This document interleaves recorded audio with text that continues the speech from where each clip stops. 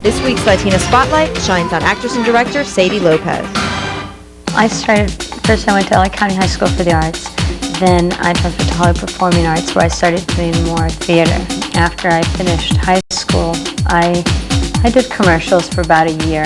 And a couple of months later, I booked my first lead in Mi Vida Loca. Oh! How you feel, brother? What I really wanted to do was to find the softness and the vulnerability that these girls Get the firme bomb, baby doll.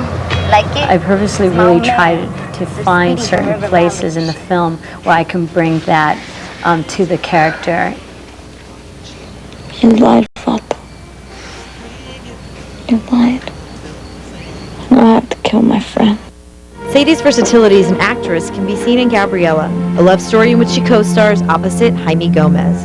The great thing about Gabriela is that Vincent Miller wrote and directed the film. He didn't make it a social issue. He didn't make it an ethnic issue. He just wrote a love story. And that's the wonderful thing about this film. I love him, I care about him, I'm just not in love with him. And I know this is wrong, but I just can't stay away from you.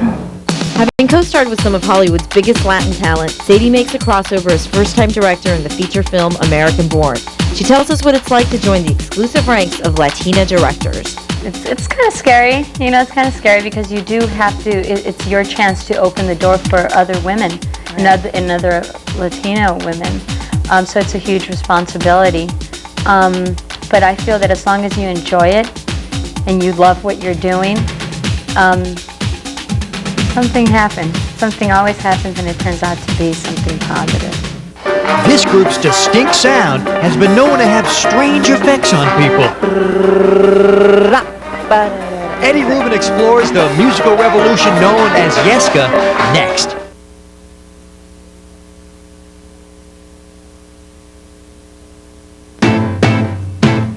What do you get when you cross Cuban jazz with Jamaican ska? You end up with a musical revolution known as Yeska. Eddie Rubin has the details on how the pride of LA's East Side is breaking both music and cultural barriers with their unique sound. I think Yeska is all about having a good time, about people from different areas and different walks of life, and people everywhere just coming together and trying to have fun and trying to bring people together, just dancing and having a good time.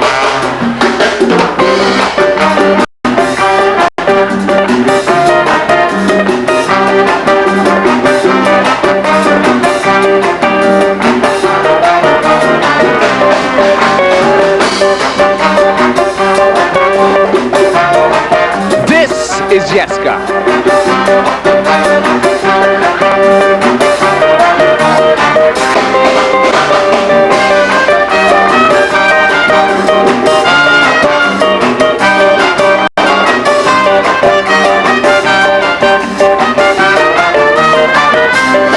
We are all the way live here with Yeska, the Ska-Afro-Cuban jazz band that is charging the Los Angeles music scene. They are hot. This is music. This is what God was thinking when music was made. What's your name? I'm David Urquidi, saxophone. Perfect. Perfect. Could you name everybody in the band for me real quick? This is Jose Esquivel, bass. Walter Miranda, piano. Seth's Rolling on trumpet. We have Joey Crowd on guitar. And Sheffer Bruton on the trombone. You guys jam. How did you guys get started? Originally we got started in high school. We're doing a talent show, kind of thing. And me, myself, and Walter here, we were young guys, He was playing drums. And after that, we broke up for quite a while, and we got back together with our drummer Alfredo, who's on tour right now with the Beastie Boys. You're really a hot saxophone player. Not, you couldn't tell just by looking at you, but boy, boy, when you get on that sax, man, you blow. I started when I was about 7th grade in Montebello Intermediate, playing Mary Had Little Lamb. This ain't no Mary Had a Little Lamb. This is the distinct sound of Cuban jazz and Jamaican ska, which can be heard on Yeska's debut album, Ska-Afro-Cuban Jazz. I think we draw it a lot from the original roots of ska, from the 60s ska more than, like, say, the 80s two-tone ska. We go more from the original roots of jazz ska, and we try to mix that with the Latin influence, with the percussion and with the Afro-Cuban rhythms. We're trying to do something new that's innovative in ska that hasn't been done too much before. They just grew.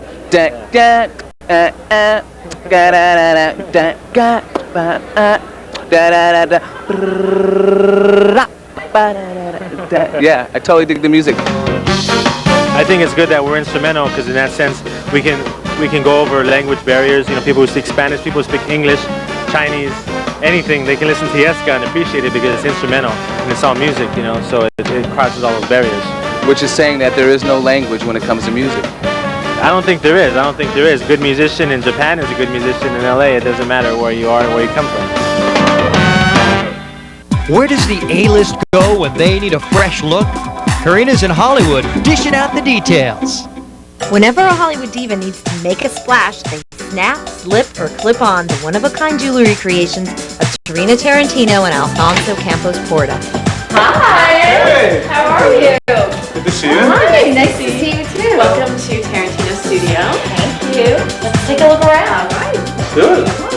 I've always made jewelry, and my parents are both artists, so I've grown up with it. When I moved back to Los Angeles is when I met Alfonso, and he's really the one who inspired me to turn it into a business. We just base everything around being happy, you know, happy colors, you know, and I think that if you buy a piece of jewelry, it should be something that makes you happy, makes you feel inspired.